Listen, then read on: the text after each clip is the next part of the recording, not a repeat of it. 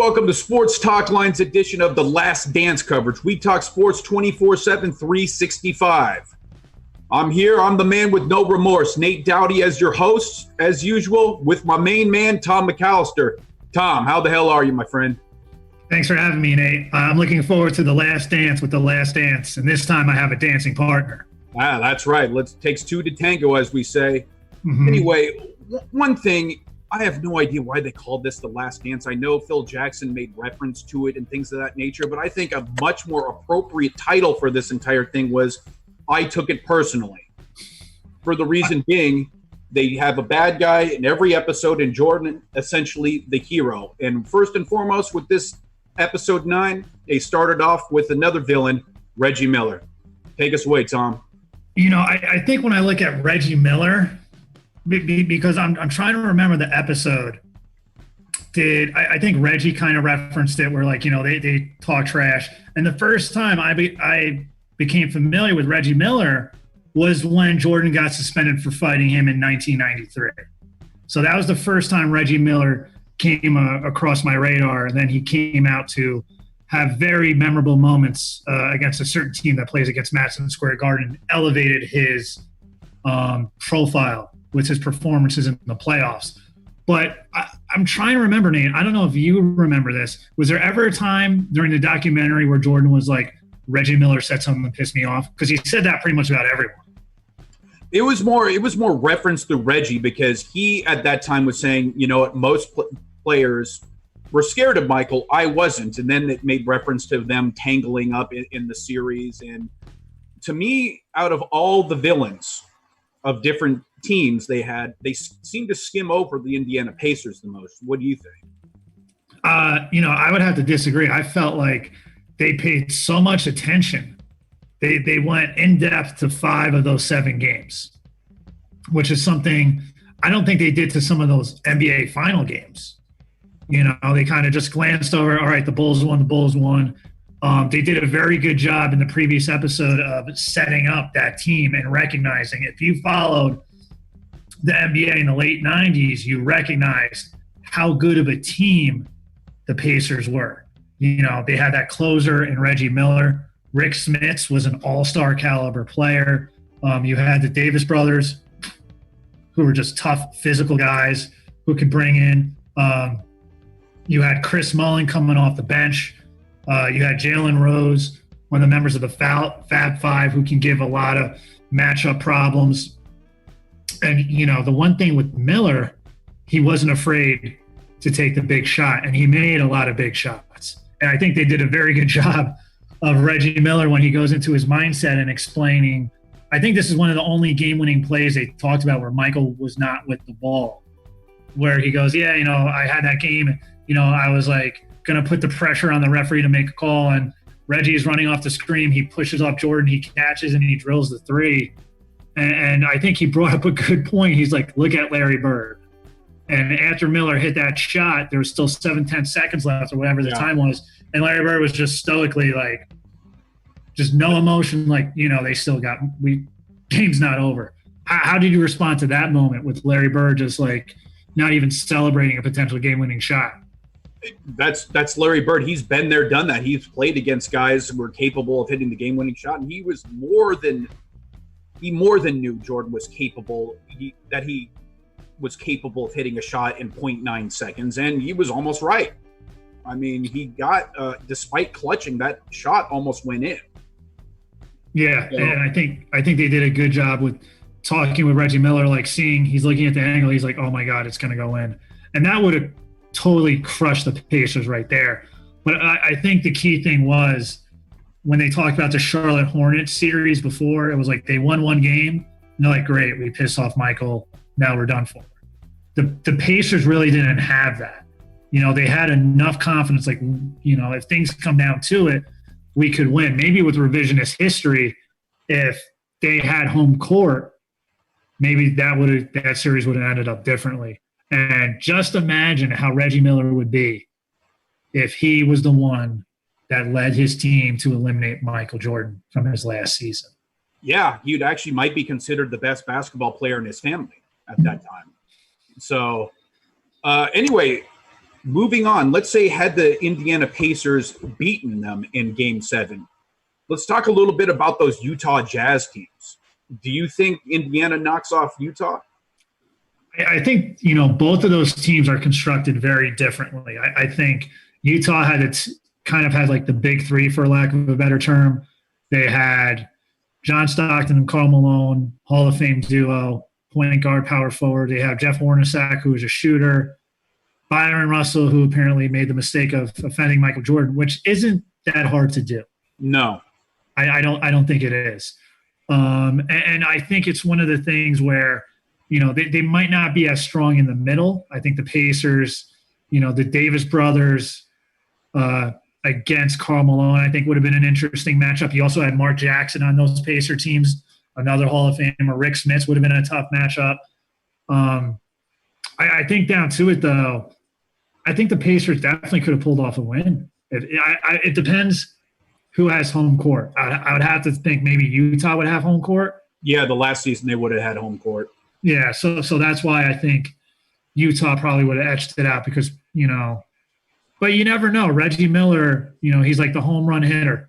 He's on that team. You got a shot. He can go crazy from three.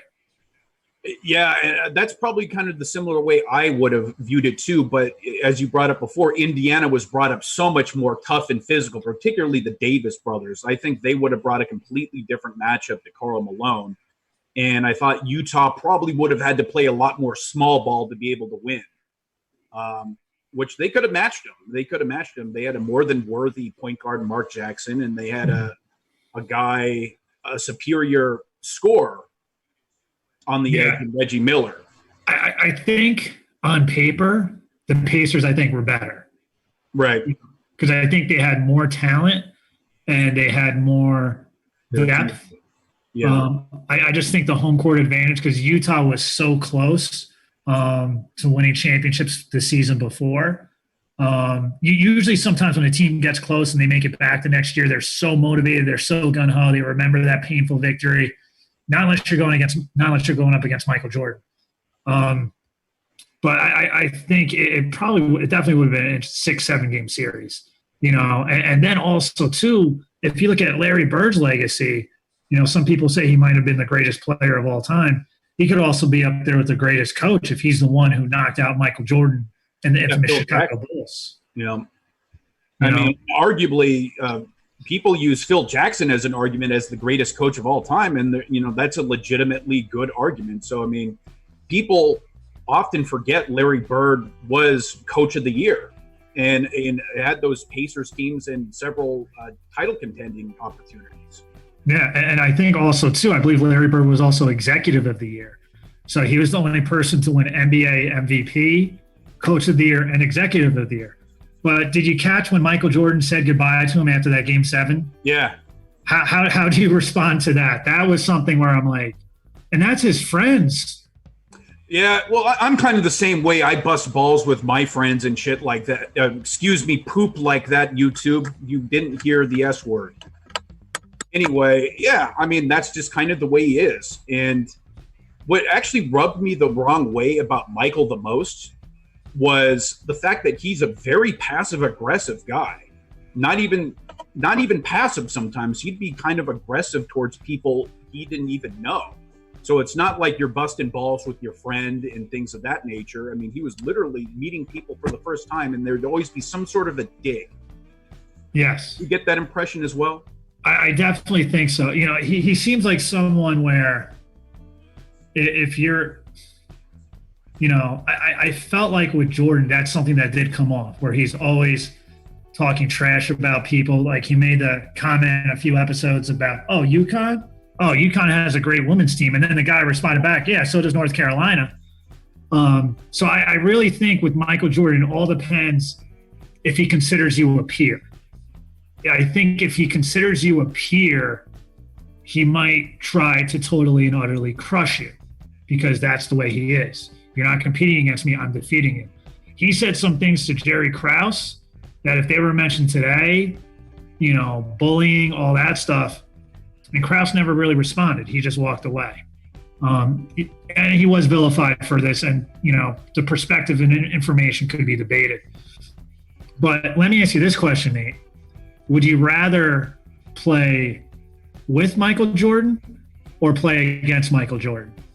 I'd play against him. I mean, honestly, I am wired a way where I want to knock off the best. I don't want to be the guy who's riding on his coattails. To me, I would want that challenge every day of the week. And I'll be straight up honest. I do not like Michael Jordan as a person. And so that would fuel me as a competitor even more. And a dynamic I think is hilarious about Michael Jordan. He loved to talk trash, dig at people, but he really couldn't take it himself. No. And that was one thing that really, really struck me was we have a completely different lens at looking at Jordan because he brought us back to an era of basketball that was much more pure in a lot of people's eyes. But at the same time, if LeBron had the same thing or Kevin Durant, we'd call him sensitive. We call Jerry Krause and say he has an inferiority complex where Michael Jordan's just competitive. I mean, what do you think? I think with Jordan, like the one thing, if you mention especially LeBron James or Kevin Durant, they're great basketball players. Right. But when you're comparing them to the legacy of Michael Jordan, Jordan never left his team. Right. Where he wasn't like, he wasn't like, you know what, I can't beat the Pistons, I'm going to join them. He's like, no. I think the NBA was different back then, Anyone could have joined the Bulls and gotten that championship ring. But a lot of those players were like, I want to be the main guy to win a championship. So they kind of, that I think is the major difference. I'm sorry, go ahead. And like now, and some people wrote on Twitter, like, you have Michael Jordan who, put up with this and that. He didn't like his general manager, which was very well documented in this series. He would have some issues with X, Y, and Z or whatever, but he played through it. Now there are some people in high school where if they're not getting enough playing time in an AAU game, they switch teams later that afternoon. So Jordan would take adversity. Other players nowadays probably won't take up as much adversity. They'll try to look for maybe an easier way out, even though it could be understandable. But I just think Jordan, that was the golden era of the NBA, in my opinion.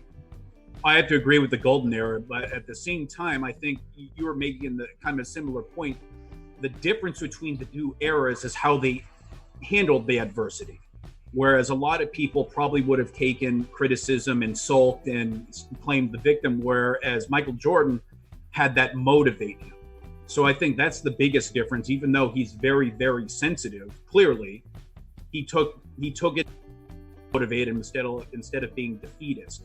At the same time, contracts were usually signed to much later dates back in Jordan's era, so the opportunity to leave via free agency wasn't as prevalent as it is now.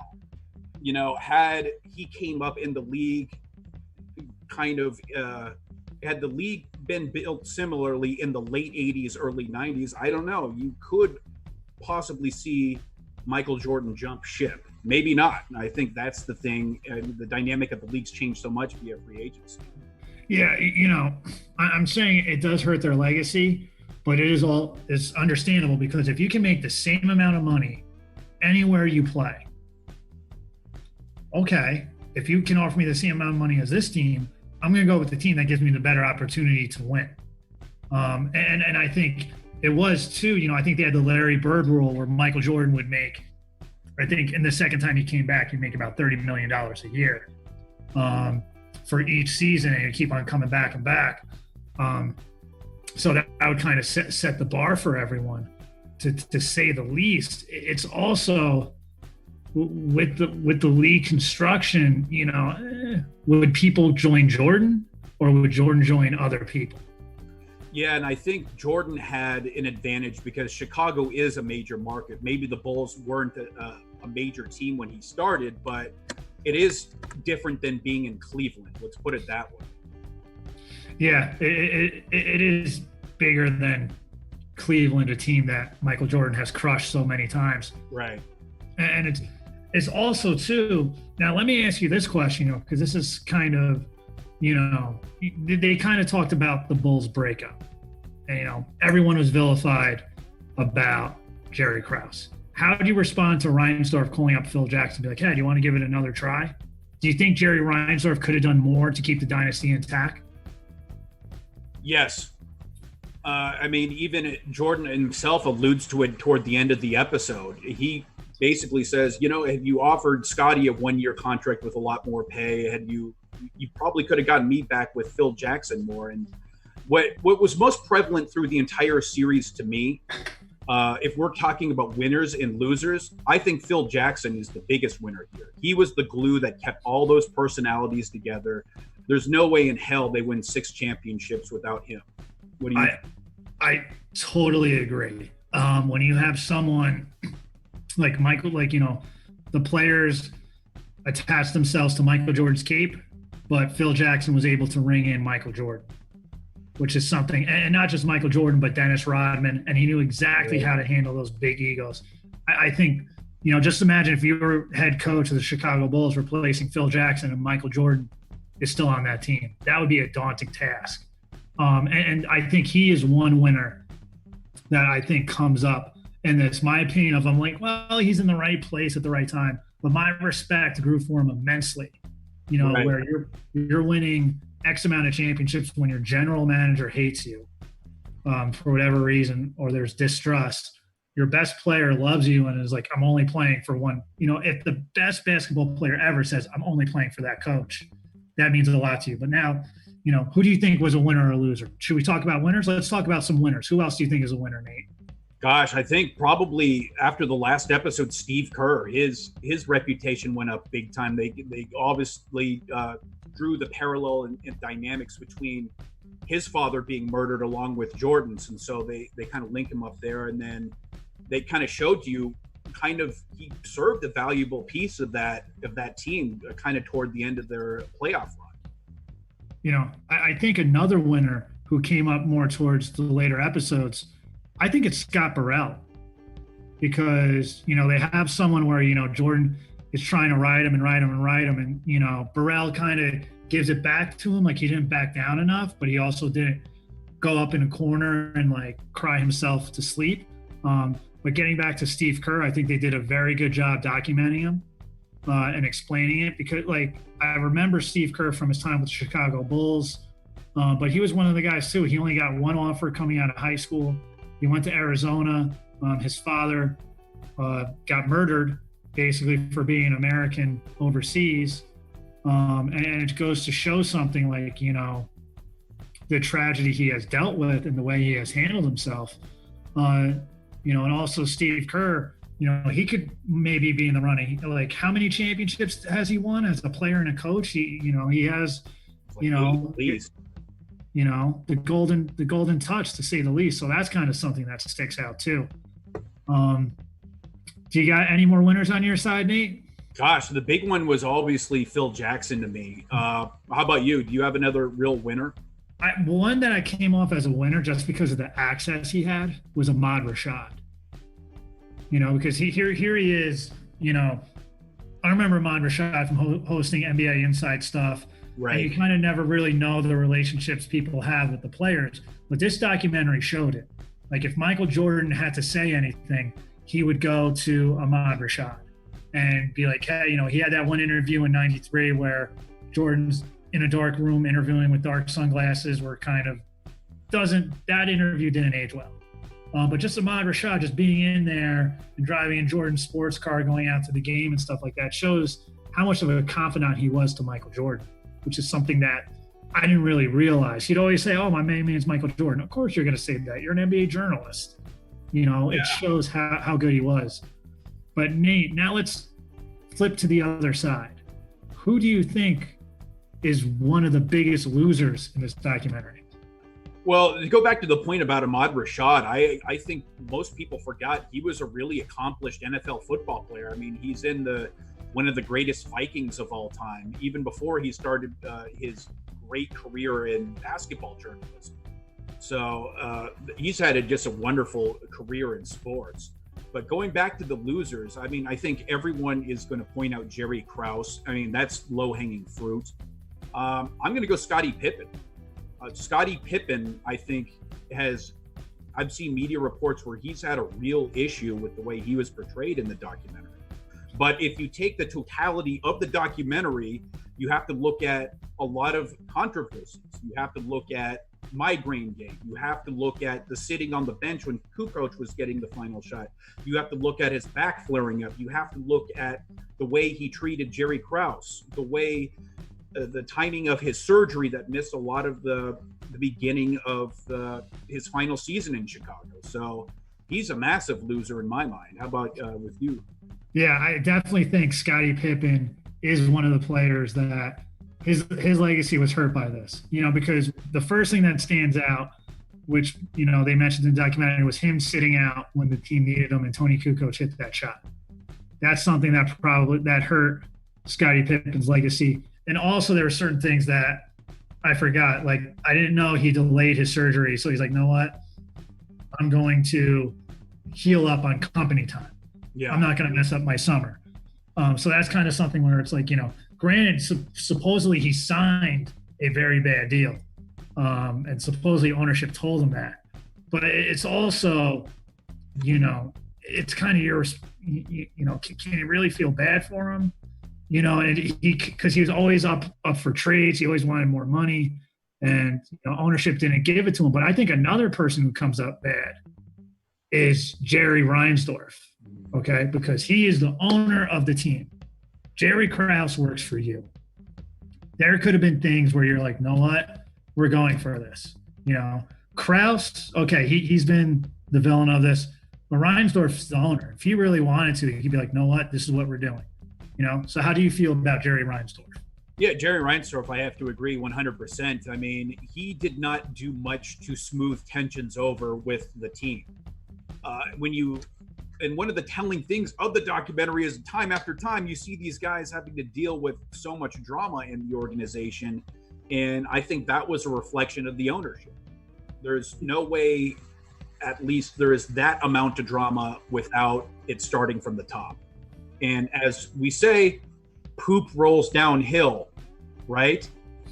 That is true. And it's also, Reinsdorf could have easily, if he paid Scottie Pippen, a lot of those problems probably would be taken away. But he decided not to, because he's like, nope, I don't renegotiate contracts. And you can also say it was also bad management when you have so many of your players, their deals are done at the end of a year. So you're going to have to go into rebuild anyway. Do you think anyone else came out as losers in this documentary, Nate?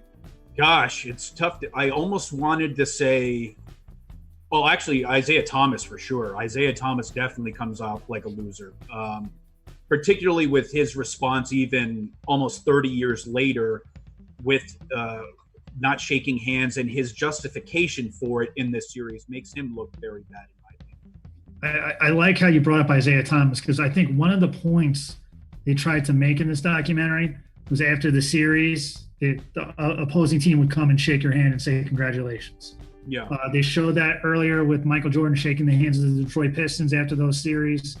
They show Karl Malone going on the bus after Game 6, congratulating everyone, especially Michael Jordan. So I think that was thrown in there to be like, listen, this is how NBA players handle themselves.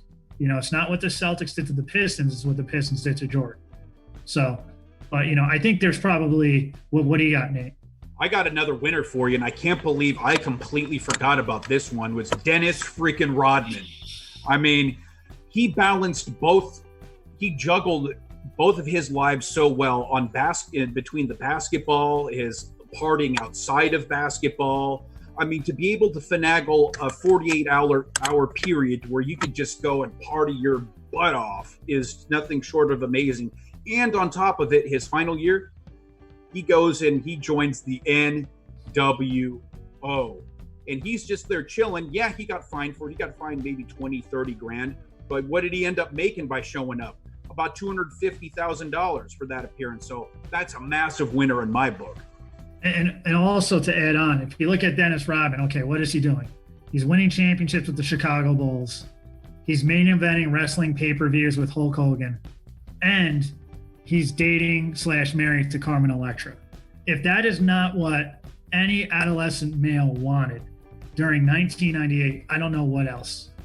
But exactly. And, he was building his brand while winning championships. I mean, I don't know if another player really, excluding Michael Jordan, really built a brand better than Dennis Rodman during that period.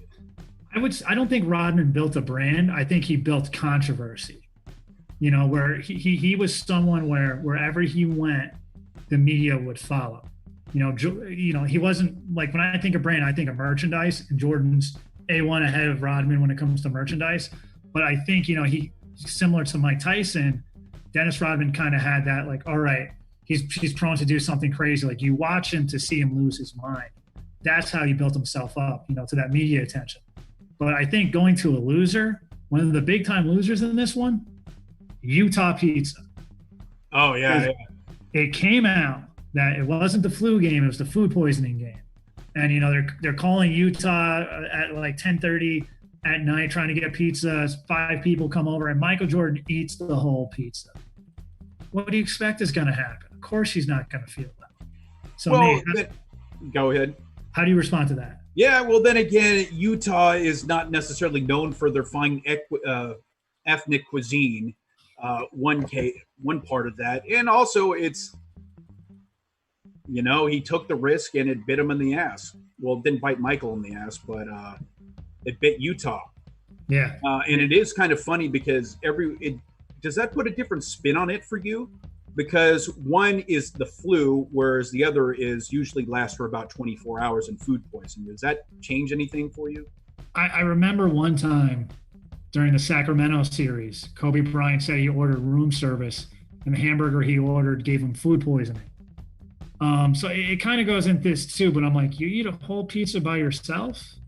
That's kind of something where it's like, yeah, you might be a little bit more than hungry. Like something doesn't seem right.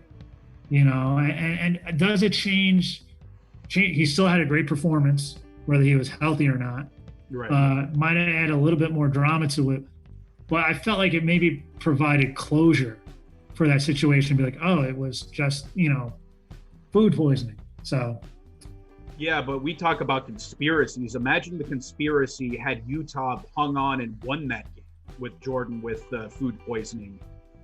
Now we have a completely different context. Now we kind of dismiss it just because, well, we know Michael hits the game-winning shot and then puts the dagger in Utah.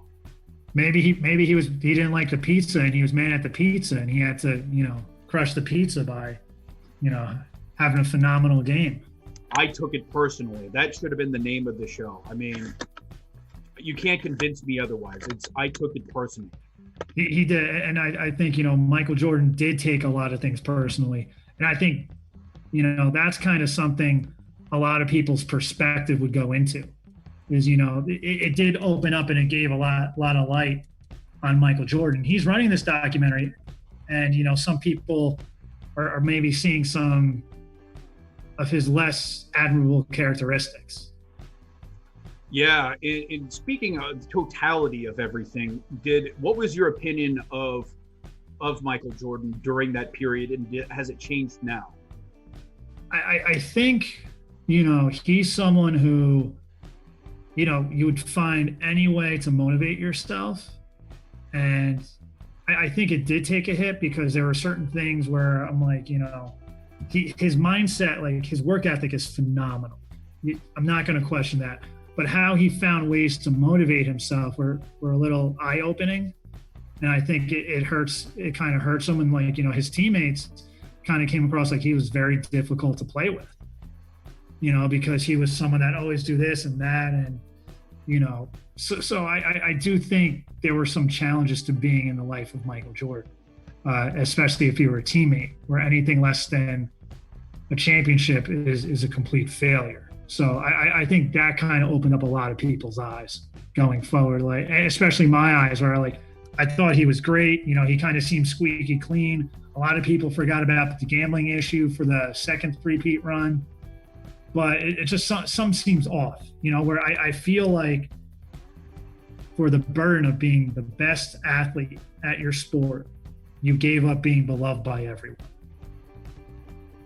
Yeah, and here's the thing with me. I was much different than you. I grew up not liking Michael Jordan.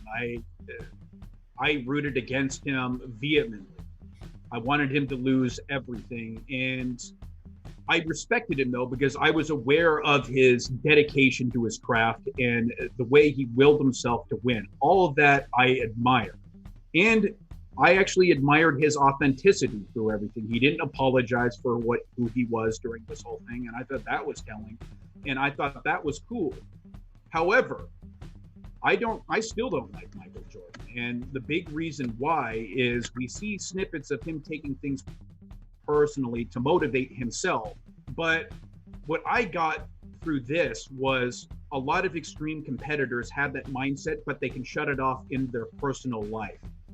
I didn't get the impression Michael Jordan could do that. I thought he viewed life as a bunch of different petty competitions. And you saw that with the way he'd gamble with security. You saw that. So that's where he really loses me as a person. I think he's genuinely a petty person. I think, another word we could use is controlling. Yeah.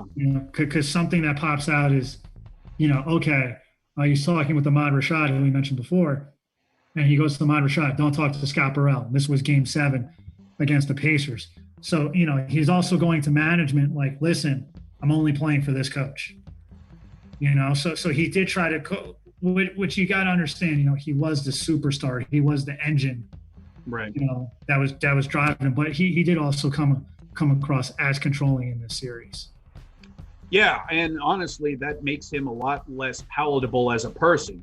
Whereas where we were sold in the 90s that he was squeaky clean and Mr. Smiley and Sunshine Michael on your McDonald's commercials. So that really had me taken aback. Whereas I think other competitors that are fierce in their field, not easy to deal with, I think can shut it off in their personal life. I didn't get that impression. Well, I think also too, they very rarely went into his personal life at this time. Right. They brought up, his father's passing. They focused a lot on his father. They didn't focus on his children until the last few episodes. So that kind of makes you wonder a little bit too. Like, weren't you doing anything else? Like, weren't you doing anything outside of sports? They talked to his trainer. Like, everything was like, for the most part, basketball related. When he went to make a movie, they focused a little bit on the movie, but mostly on the pickup games that happened. So that was kind of something like, all right, a little eye-opening too. Yeah, and I thought it was really eye-opening that he didn't have his kids until the last 2 episodes. To me, I'm not going to pretend what it was like in the Jordan home, but from my viewing experience, it very much makes him look like an absentee father. I mean, with that though, too, could you make that argument for any professional athlete? No. Who is away? I believe his family lived in Chicago during this time. Mm-hmm. So he at least was there some of the times.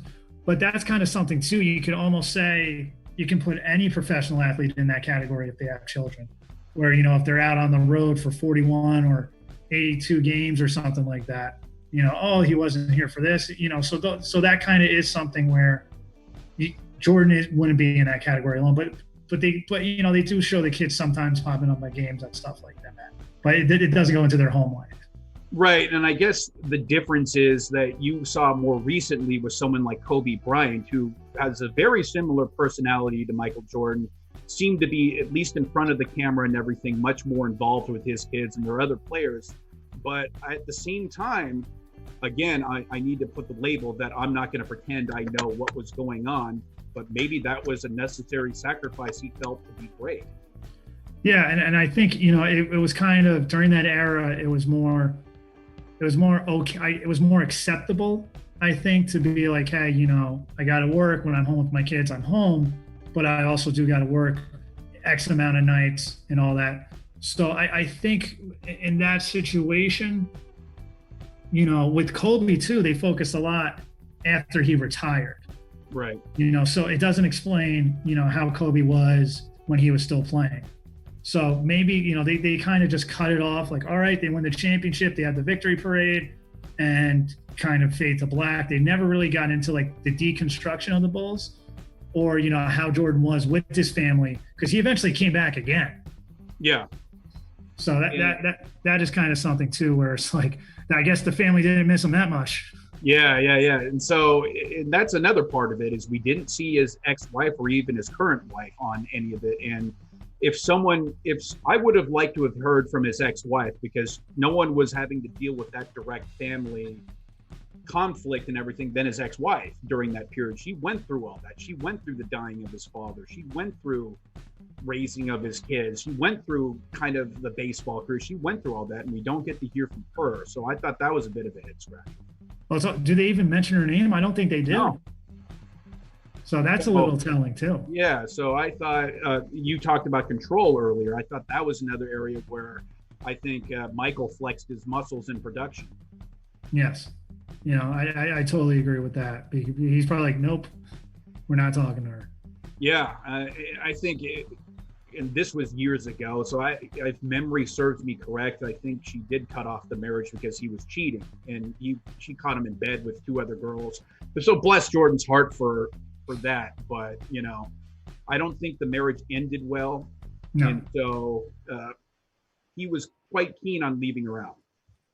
Yeah, I think that was it. And we can infer on basically, if you cross Michael Jordan, how he reacts to you. Right.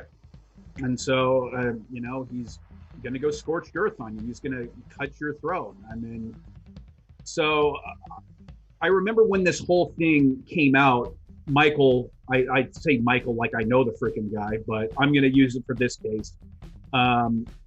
He was quite concerned about his image after this and how he was viewed. And I was quite struck by the fact that he thought this, because I thought the documentary did as close to as a perfect of a job is to make him look good. I think they do bring up certain things with his characteristics. They do go into the gambling part. Right. There's like, and they do bring up those cases and stuff like that. And he did testify, I lost X amount of dollars. It does kind of show him gambling. And, they talk to his teammates where it's like, hey, listen, he was, a bully. And Jordan admits to the thing that I think saves Jordan for the most part is, he says, I don't have a gambling problem. I have a competition problem.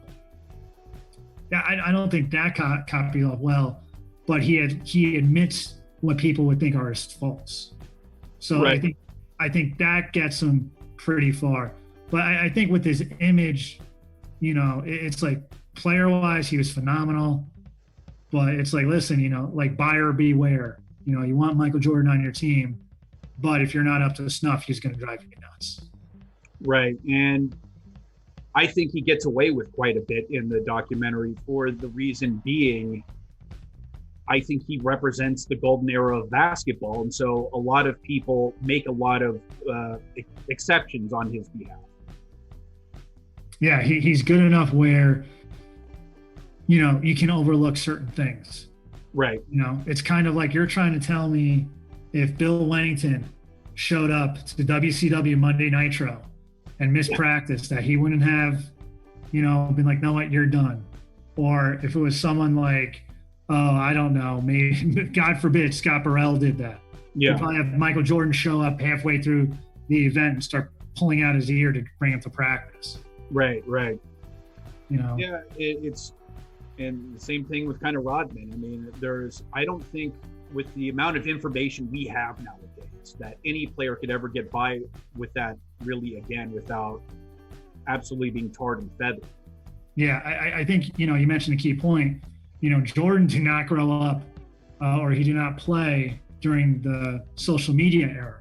Or just imagine if you tweet something negative about Michael Jordan, could you see him be like, all right, so who said that about me? What's his name? Knicks fan 3275. All right, I'm going to have 300,000, 200, or something ridiculous like that. Like he would just use that as motivation to fuel him. Well, imagine if he actually turned into a massive internet troll, like and vice versa. He like goes and takes that like particular Indiana fan 101 kind of a thing and just like completely photoshops pictures of that person. He just rips on them and just posts all these like ridiculous memes. I mean, that's what I would have rather seen. And I thought that would have been 10 times more hilarious, even though I don't think that's the way he would operate. He'd have someone else maybe do it. Yeah. He'd get a burner account and have someone to do. But I definitely think that would be something that would motivate him. Yeah, I mean, it doesn't take much to motivate him. And I think he could easily be a guy. He never wants to see him sweat. So he's not going to be the guy cursing out fans on Twitter or anything like that. He's the guy who's secretly simmering and in a rage when no one else can see it. So I think that's kind of the difference between someone like him and Durant, whereas we know you're getting under Durant's skin. Where Jordan kept that secret, even though he's boiling hot mad. Yeah, well, I think it's also too, I think Jordan could, tunnel that anger or, channel that anger and him making better. Other players couldn't. Yeah. So that was kind of something too that was interesting. And it's just also just any little slight would just boom, that's it. I have to crush you. And it wouldn't even have to be anything that you said. It could be someone liked you, so he needed to eviscerate you. Right. It could have been because you're the new free agent in his competition. It could have been, you were drafted higher than he was, and you got more votes in the All-Star game or anything. I think one thing was like you got the MVP and I didn't. Yeah. No, that was something he took it personally against Karl Malone because he won that MVP in the 97-98 season. Or no, it was 96-97, wasn't it? Yeah, I think 96-97 he won it. Yeah, 96-97, and Jordan won 97-98, right? Yep. So, I mean, even then, use that for fuel. And we take a look at a lot of the people he beat through this series. And what I like, we are kind of dismissive of, a lot of people are dismissive of the teams that he beat because they didn't have the accolades of championships outside of Detroit. But had Jordan stayed retired after his original 3 years, I think you can possibly look at, a lot of future champions that he knocked off. Yeah, I think, you'd probably have to say maybe the Orlando Magic, so that would be Shaquille O'Neal and Anthony Hardaway, maybe winning 96. Or the two. Do you think they beat the Pacers? Well, I think I'm trying to think who would they go. They beat the Pacers the year before, and I think Orlando would go through. I think they would probably beat Seattle too. I think they beat Seattle for sure. I think I could see Utah winning in 97 and maybe 98. Yeah, but even then those, I mean, take a look at, let's say Utah wins one of those seasons. I mean, the images of John Stockton and Karl Malone go up tenfold, even with that one ring. I mean, that gives them so much more validation. And also, let's say Indiana takes one of those series. I mean, gives a lot more clout to Reggie Miller. And, absolutely. Because that's the one, you got to look at off the top of my head. You can say Patrick Ewing, Charles Barkley, Reggie Miller, John Stockton, Karl Malone. Those are 5 guys, 5 Hall of Famers, 5 Dream Teamers that don't have championships because of Michael Jordan. David Robinson didn't win his titles till after Jordan retired. Right. So those are certain things to keep in mind too. Yeah, I mean, and that's the interesting thing is because we don't, a lot of people don't realize he knocked off more 60-plus teams than anybody ever. Yes. It's just they don't have the titles to back it up. Because of him. Yeah, because of him. So that's my lasting impression. Did you have anything you wanted to add before we sign off? I think with this too, it was definitely eye-opening. It's something where you got to wonder what they do next.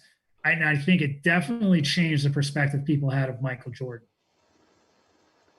Yeah, I've seen a little bit of both. I've seen a lot of people kind of justify that behavior and that's fine if you do, but they are using a lot of double standards to that they wouldn't place on a lot of our current athletes. So I thought that was interesting. And listen, it's probably the best sports documentary I've watched in some time. Yeah, I think this is probably one of the best sports documentary. It is difficult because the league has changed in the last 20 years since Jordan played in '98. So it is difficult to compare errors, but still, I think, the one thing that separates Michael Jordan from everyone else, even his peers knew he was the best in the world. And that's kind of something no one else can step to. Right. Do you think he's the best player of all time? Yes. Yeah, I'd have to go similar direction. I mean, if he's not the best overall, he's definitely the best. He's the best wing of all time. Yeah, to answer the question, in their prime, you need to win a game. Who do you want to shoot the final shot? It's Michael Jordan. It's right. Just without a doubt, that's the guy I want. He lives for that moment, and he'll make the right play. Yeah, and I think he's probably one of the most versatile scorers of all time. I mean, he did stuff. He had an unbelievable mid-range game, which I think is completely lost on today's game.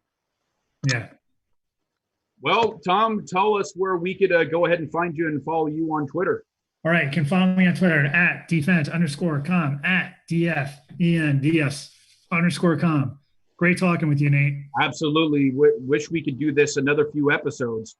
But that's all she wrote. Anyway, you could follow me at No Remorse Sports. No spaces, no apostrophes, no nothing. Just No Remorse Sports. Come join the millions and millions. Anyway, starting next Monday, I'm going to be doing a show of my own that's called No Remorse Sports. This one has spaces in it, so go check it out. I'm going to be doing it at 3 p.m. live, and go check it out anytime you want. Anyways, I'm going to sign off with the Steven Vanover impression, just like I always like to do. Lesson like a play, with intensity.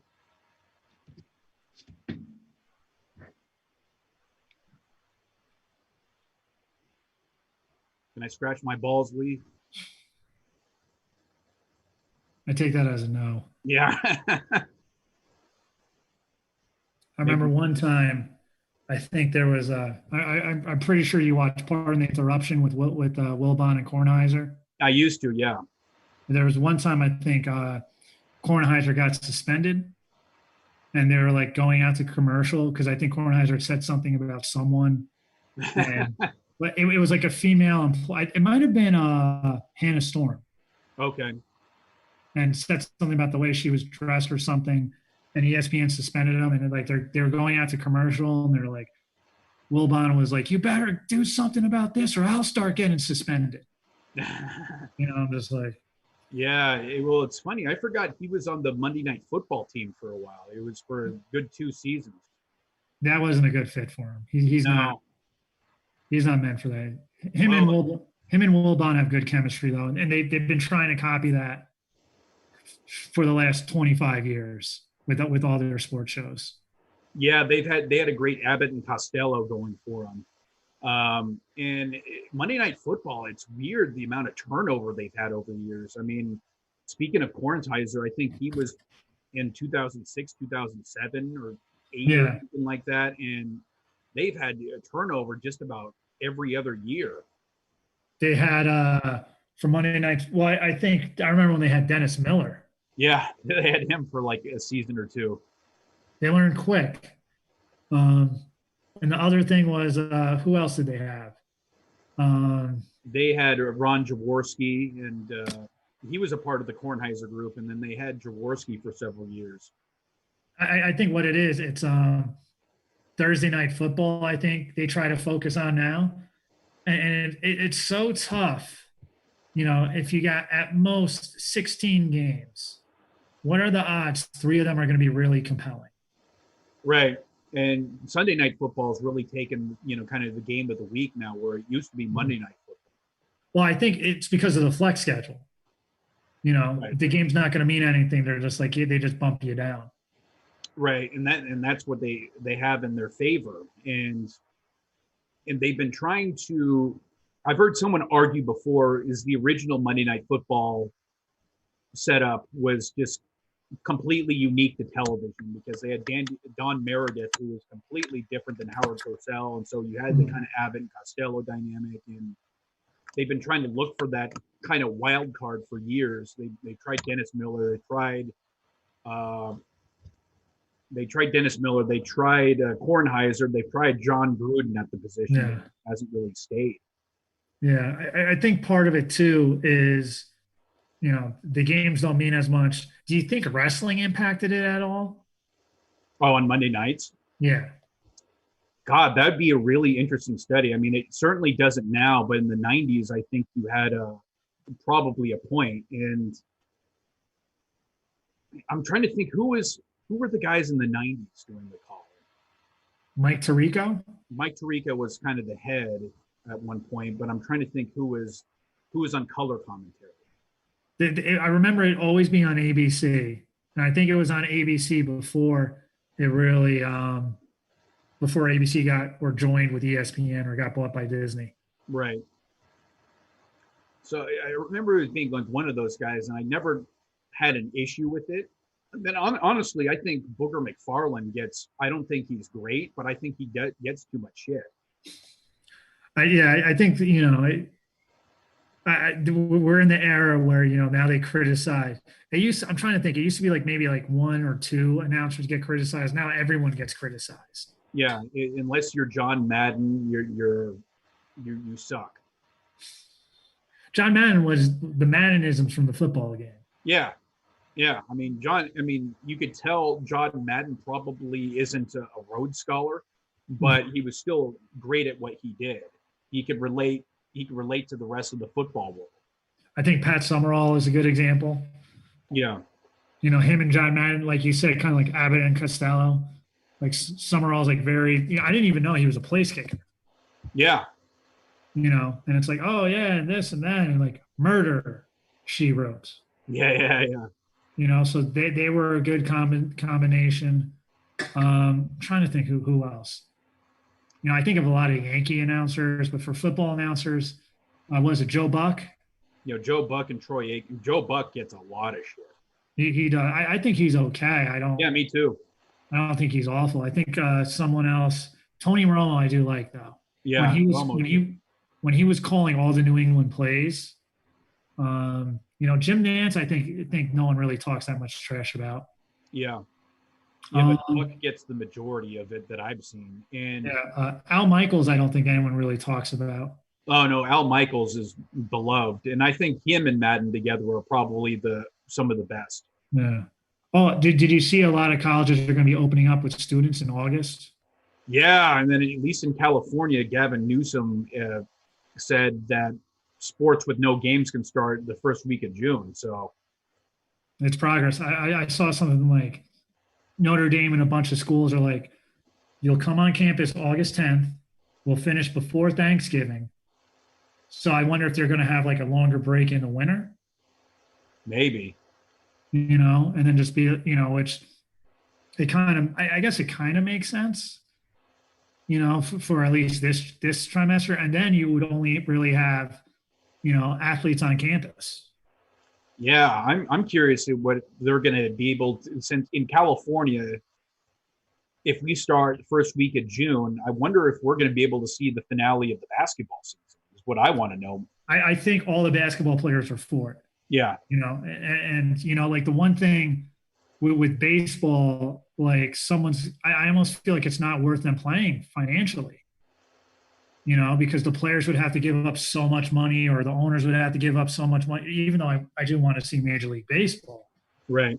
Because the NBA season, for the most part, they got everything set up. They had 60 plus games. So they made most of their revenue. And you're trying to tell me LeBron James doesn't want to win another championship? Yeah, of course. I mean, in particular, he's 35 years old, so it's not like you could kick the can down the curb and just say, oh, well, pick it up next year. Yeah, and he's probably like, hey, you know what? I'm rested. I'm all this stuff as I go to my more comfy recliner. He's like, you know what? We need to win. We need to win now. Because isn't Anthony Davis a free agent? Because you got to wonder if that would come into play. Yeah, that's true. I mean, obviously, I think the point before the season was to give him a big extension, but you don't know if you're going to have him around. Yeah. We all know LeBron needs help. Yeah, right. And that's another thing. I mean,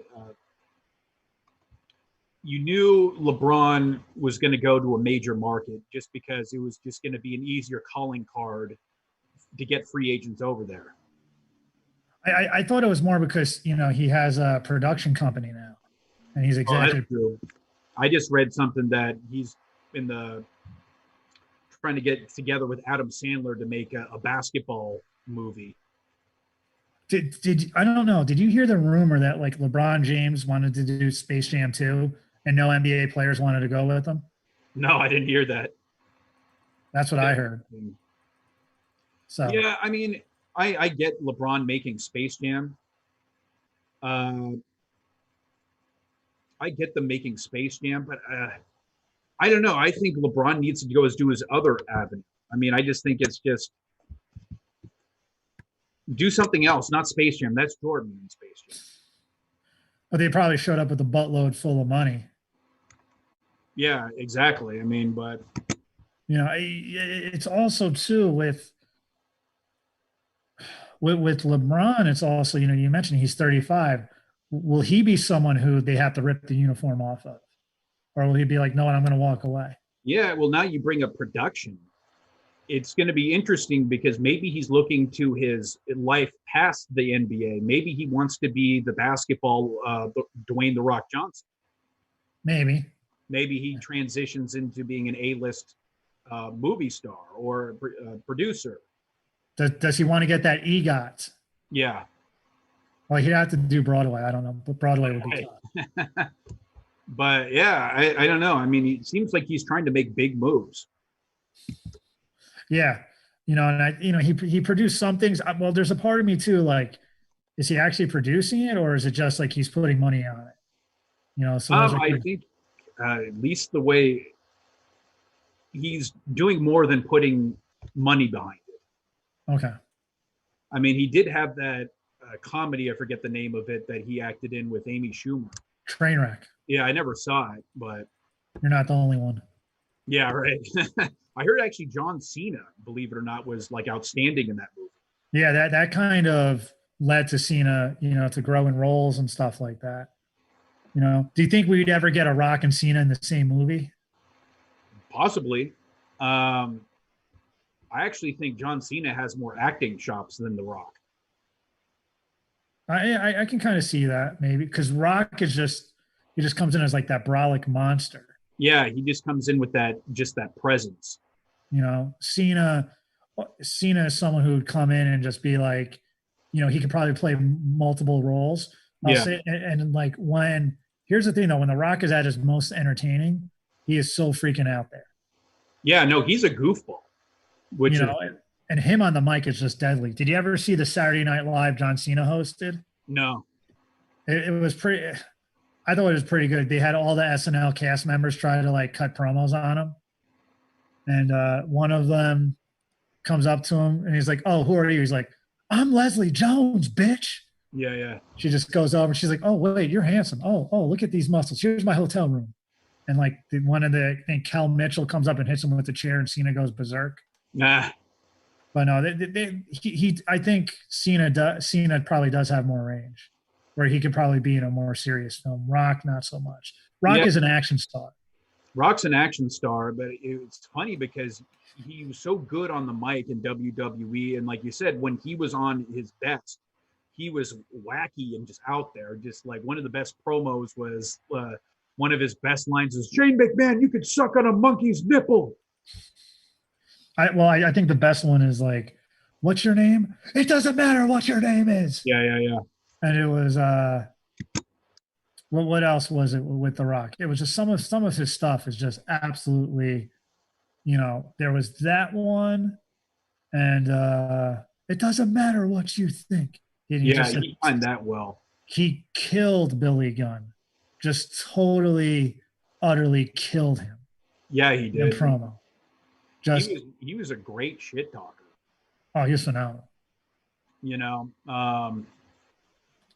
I don't know if there was an actual better trash talker than The Rock. I mean, Stone Cold, I think, was better overall and more on the mic in general, but not as good at trash talk. I think, you know, Austin was great at promos, but his best memorable moments are with props. Yeah. While The Rock, he's just with the microphone. Yeah. So and, that's why I give it to him.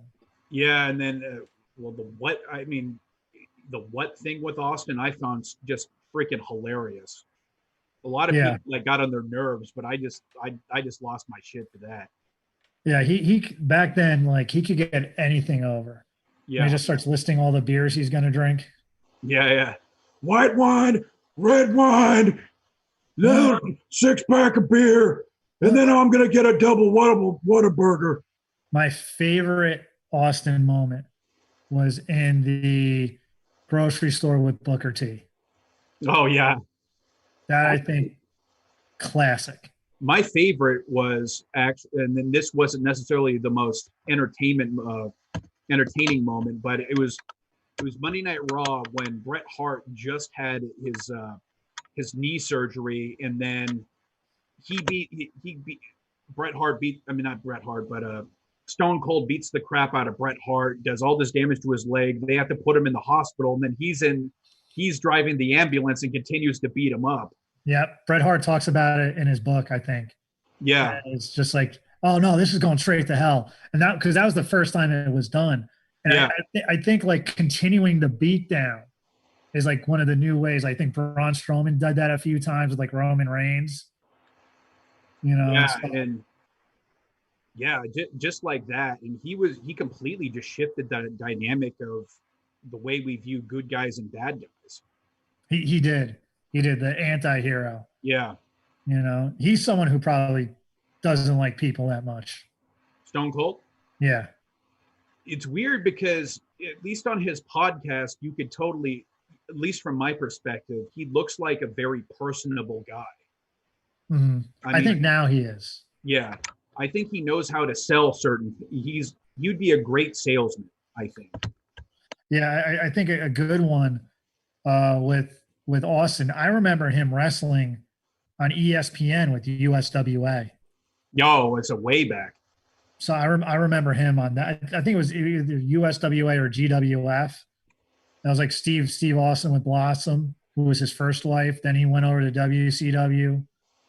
And then the thing is too, like with me, if you follow like wrestling and you got enough wrestling, it's like, oh, here's the ringmaster. Be like, I know who that is. Yeah.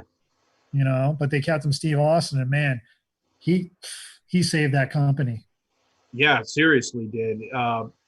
Another guy I wish, and I think you would been, if you had a camera on him during that time in the 90s, who I'd love to see a documentary about, would be Brian Pillman.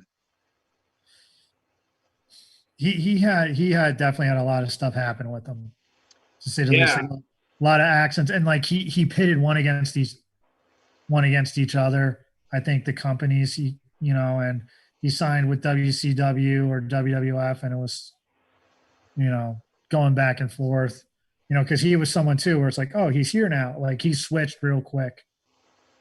Yeah, and also he kept kayfabe big time, so you didn't know if this was really his personality, because he was just a really extreme person. Mm-hmm. You didn't know if that was him or if he was just keeping kayfabe.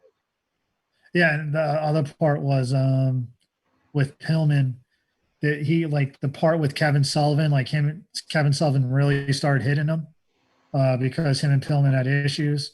But they said too, I don't know how true this is, that you can see the Sandman at the hotel in Utah when the Bulls come back to celebrate. Oh, really? That's funny. Yeah, Sandman, great entrance, and then the bell rang.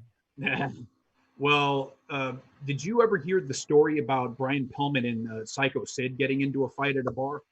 Yeah, I briefly heard. I don't remember that well, but I do remember hearing they did get into a fight. Well, they got into a fight, and then Sid goes running out of the bar like he's going to go grab a weapon. He returns with a squeegee, and then just everyone at the bar just starts laughing their asses off at him.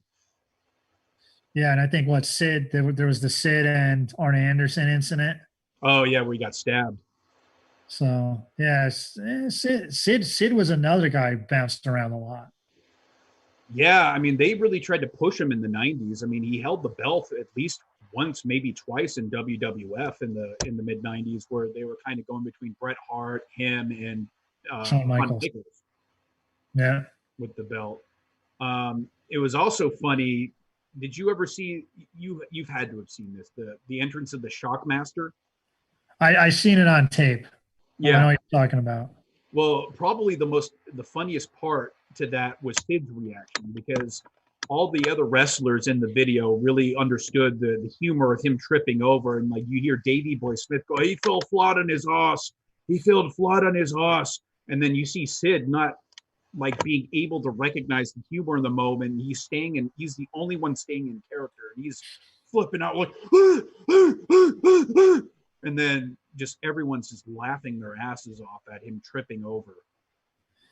Yeah, that's one of the things where it's like all you can do is shake your head. Yeah, I mean, Sid was a character, and they had another interview with him where he doesn't think they're going live, and Jim Ross is interviewing him, and they said, "We're going live, brother," and he was like, "Oh man, I got to do that over again."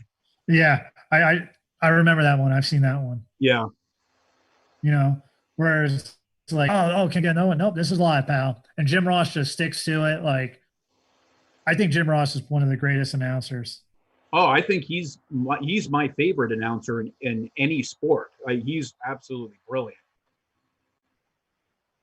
Yeah. Just like his call. Remember when the Undertaker was trying to marry Stephanie McMahon on that cross, and then Austin comes to save the day, and then you hear, "He's not doing this out of love for Vince McMahon. He's doing it because it's the right thing to do." Yep. I still pick those moments. Like when Austin came out to save Stephanie McMahon, the pop was huge. Yeah. It's like the fans knew it was going to happen, but they're still waiting for it. Another one that was big was when who did he go out? Team WCW and ECW, the Alliance.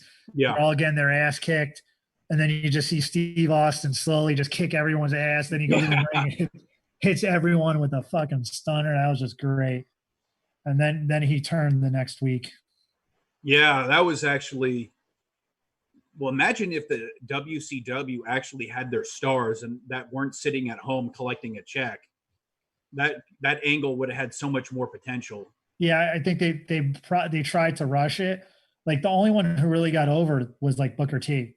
Right. You know, some of them they made look stupid. But I also felt guys that got over in WCW didn't really get over in WWF and vice versa.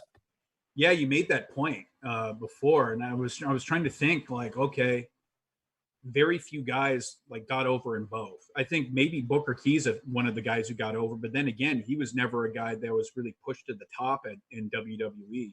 I mean, he did hold a few world championships. He did have some pay-per-view matches with Austin. I think he was supposed to win the title against Triple H at WrestleMania, but Triple H nixed it. Oh, they absolutely buried him. Have you seen like the videos they had where Triple H absolutely buries him in a promo? Yeah, he calls him little boy. Yeah, he calls him little boy, and he goes, "Yeah, you got your nappy hair," and you just all sorts of like racial overtones to it.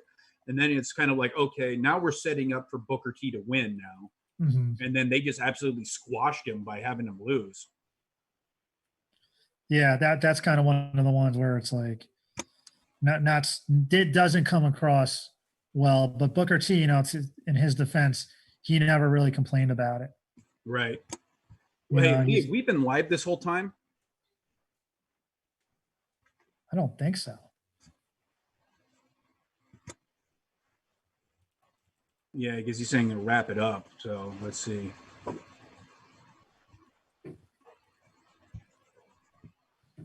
I think we've dropped a few F-bombs, if we are.